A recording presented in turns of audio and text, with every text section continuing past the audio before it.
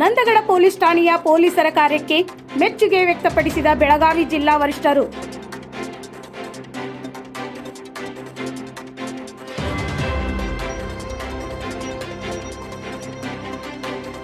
ಜನವರಿ 31ರಂದು ನೇಣು ಬಿಗಿದ ಸ್ಥಿತಿಯಲ್ಲಿ ದೊರೆತ ಅನಾಥ ಶವ.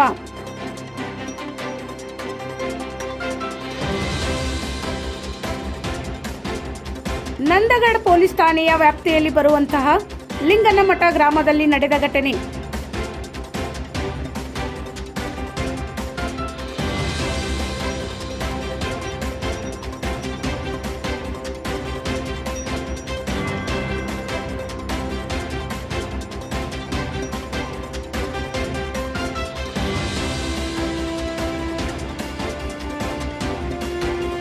ಇದು ಅನಾಥ ಶವವಲ್ಲವೆಂದು ಪರಿಶೀಲಿಸಿದ ನಂದಗಡ ಪೊಲೀಸರು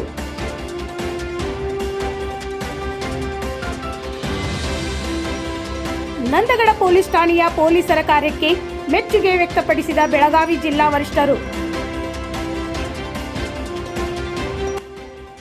ಕಳೆದ 31ನೇ ತಾರೀಕು ಜನವರಿಯಂದು ನಮ್ಮ ನಂದಗಡ ಪೊಲೀಸ್ ಠಾಣಾ ವ್ಯಾಪ್ತಿಯ ಲಿಂಗನಮಠದಲ್ಲಿ ಒಂದು ಅನಾಥ ಶವ ನೇಣು ಬಿಗಿದ ಸ್ಥಿತಿಯಲ್ಲಿ ಪತ್ತೆಯಾಗಿತ್ತು. ಆ ವಿಚಾರವಾಗಿ ನಮ್ಮ ಪೊಲೀಸರು ಅವತ್ತಿನ ದಿವಸನೇ ಒಂದು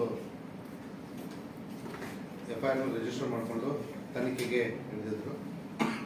ಅದೃಷ್ಟವಶಾತ್ ನೇಣು ಬಿಗಿದ ಶವದ ಜೊತೆಗೆ ಒಂದು ಫೋನ್ ಕೂಡ ಸಿಕ್ಕಿತ್ತು.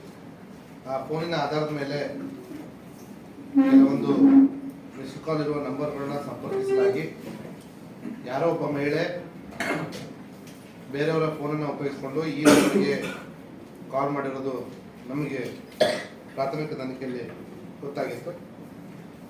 ತದನಂತರ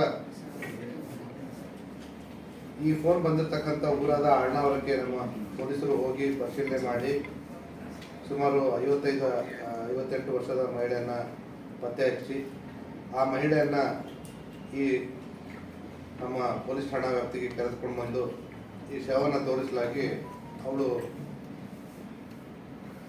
ಪ್ರಜ್ಞೆ ಕಳ್ಕೊಂಡು ಮತ್ತೆ ಪ್ರಜ್ಞೆಯಿಂದ ಮರಳಿ ಅವಳು ನನ್ನ ಹೆಸರು ಶಾಂತವ, ನಾನು ನನ್ನ ಮಗ ಅಂತ ಹೇಳಿ ಹೇಳಿದ್ಲು.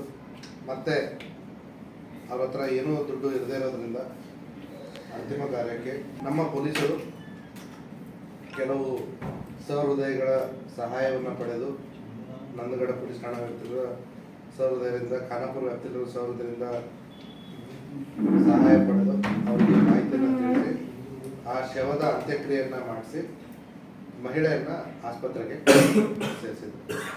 ಮಹಿಳೆ ಕೆಲವೊಂದು ದಿನಗಳ ನಂತರ ಆಸ್ಪತ್ರೆಯಲ್ಲಿ ಚೇತರಿಸ್ಕೊಂಡ ಮೇಲೆ ನಮ್ಮ ಪೊಲೀಸರು ಮತ್ತೆ ಅಲ್ಲೇ ತನಿಖೆಗೆ ಹೋದಾಗ ಅವಳನ್ನ ಅಲ್ಲಿಂದ ಬೇರೆ ಕಡೆ ಒಂದು ವೃದ್ಧಾಶ್ರಮಕ್ಕೆ ಸೇರಿಸುವ ವ್ಯವಸ್ಥೆಯನ್ನು ಕೂಡ ಒಂದು NGO ಜೊತೆ ಸೇರಿಕೊಂಡು ಮಾಡಿದರು. ಮತ್ತು ಜಿಲ್ಲಾಡಳಿತದ ಜೊತೆ ಸೇರಿಕೊಂಡು ಆ ಮಹಿಳೆಯನ್ನು ಒಂದು ವೃದ್ಧಾಶ್ರಮಕ್ಕೆ ಸೇರಿಸಿದ್ರು. ಸ್ವಲ್ಪ ಅವಳು ಚೇತರಿಸ್ಕೊಂಡ ನಂತರ ಅವಳನ್ನ ಮತ್ತೆ ಈ ನಮ್ಮ ಅಪೂರ್ಣಗೊಂಡ ತನಿಖೆಯನ್ನು ಮುಂದುವರಿಸಲಾಗಿ ಕೆಲವೊಂದು ಪ್ರಶ್ನೆಗಳಿಗೆ ಅವಳು ಸಮರ್ಪಕ ಉತ್ತರವನ್ನು ನೀಡದೇ ಇದ್ದಾಗ ಇವಳ ತಂದೆ ತಾಯಿ ಹೆಸರು ಕೇಳಿದಾಗ ದೇವರ ಹೆಸರನ್ನ ಹೇಳೋದು, ಈ ರೀತಿ ಯಾವ ಊರು ಅಂತ ಕೇಳಿದಾಗ ಒಂದೊಂದ್ಸತಿ ಒಂದೊಂದು ಹೇಳೋದು, ಈ ರೀತಿ ಮಾಡಿದಾಗ ನಮ್ಮ ಪೊಲೀಸರಿಗೆ ಸಂಶಯ ಬಂದು ಯಾವುದೋ ಒಂದು ಸಂದರ್ಭದಲ್ಲಿ ಒಂದು ಊರಿನ ಹೆಸರು ಹೇಳಿರ್ತಾಳೆ. ಆ ಊರಲ್ಲಿ ನಮ್ಮ ಪೊಲೀಸ್ ಬಾತ್ಮೀದಾರನ್ನ ಕಳಿಸ್ತಾರೆ. ಅಲ್ಲಿ ಕಳಿಸಲಾಗಿ ಈ ಮೃತನಾದ ವ್ಯಕ್ತಿಯ ಪರಿಚಯವನ್ನು ಹೇಳಿ ಅವನ ಫೋಟೋವನ್ನು ತೋರಿಸಲಾಗಿ ನಮ್ಮ ಬಾತ್ಮೀದಾರರಿಗೆ ಗೊತ್ತಾಗುತ್ತೆ ಅವರ ತಂದೆ ತಾಯಿ ಅಲ್ಲೇ ಇರುವಂಥ ವಿಚಾರ. ಅದರ ಹಿಂದೆ ಬೆನ್ನತ್ತಿ ಹೋಗಿ ಹೌದು ಇವರು ಅವ್ರದೇ ತಂದೆ ತಾಯಿ ಅಂತ ಕನ್ಫರ್ಮ್ ಮಾಡಿಕೊಂಡು ನಿನ್ನೆ ದಿವಸ ಆ ತಂದೆ ತಾಯಿಯನ್ನ ನಮ್ಮ ನಂದಗಡ ಪೊಲೀಸ್ ಕರೆದುಕೊಂಡ್ಬಂದು ಆ ಮೃತನಾದಂಥ ಶವ ಸಿಕ್ಕಂಥ ಸ್ಥಳದ ಪರಿಚಯ ಮಾಡಿಸಿ ಅಲ್ಲಿಗೆ ಕರ್ಕೊಂಡೋಗಿ ತದನಂತರ ಅವನ ಫೋಟೋಗಳನ್ನ ತೋರಿಸಲಾಗಿ ಮತ್ತಿಷ್ಟು ಕನ್ಫರ್ಮ್ ಆಯಿತು ಇದು ಹೌದು ಅವ್ರದೇ ಮಗ ಅಂತ. ನಮಗೆ ಮುಂದೆ ಯಕ್ಷ ಪ್ರಶ್ನೆ ಆಗಿತ್ತು, ಈಗ ಇವರು ನಿಜವಾದ ತಂದೆ ತಾಯಿ ಆದರೆ ಆ ಮಹಿಳೆ ಯಾರು ಅನ್ನೋಂಥದ್ದು.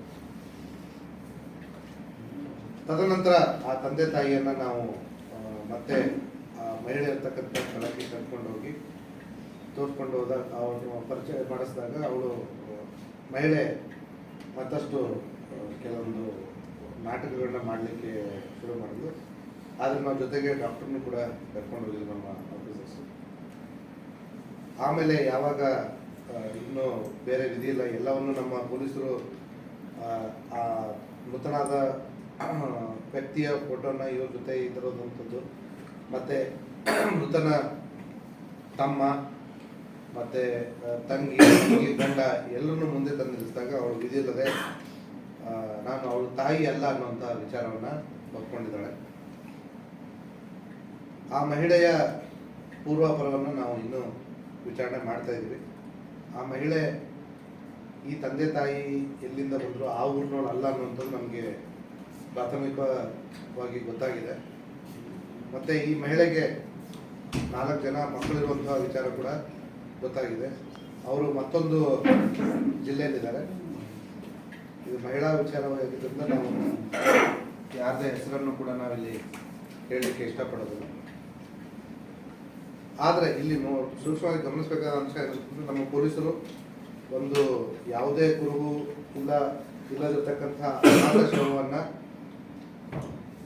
ಅವರ ತಂದೆ ತಾಯಿಗೆ ಒಪ್ಪಿಸುವಲ್ಲಿ ತುಂಬ ಚಾಣಾಕ್ಷತನದಿಂದ ತುಂಬ ವೈಜ್ಞಾನಿಕವಾಗಿ ತನಿಖೆ ಮಾಡಿ ಒಂದು ಮೃತ ಮತ್ತು ದುರ್ದೈವಿ ಕುಟುಂಬಕ್ಕೆ ಸಾಂತ್ವನ ಹೇಳಲ್ಲಿ ಯಶಸ್ವಿಯಾಗಿದ್ದಾರೆ ಅಂತ ಹೇಳಲಿಕ್ಕೆ ಇಷ್ಟಪಡ್ತೀನಿ. ಅವರಿಗೆ ನನ್ನ ಈ ಒಳ್ಳೆಯ ತನಿಖೆ ಮಾಡಿರೋದಕ್ಕೆ ನನ್ನ ಅಭಿನಂದನೆ.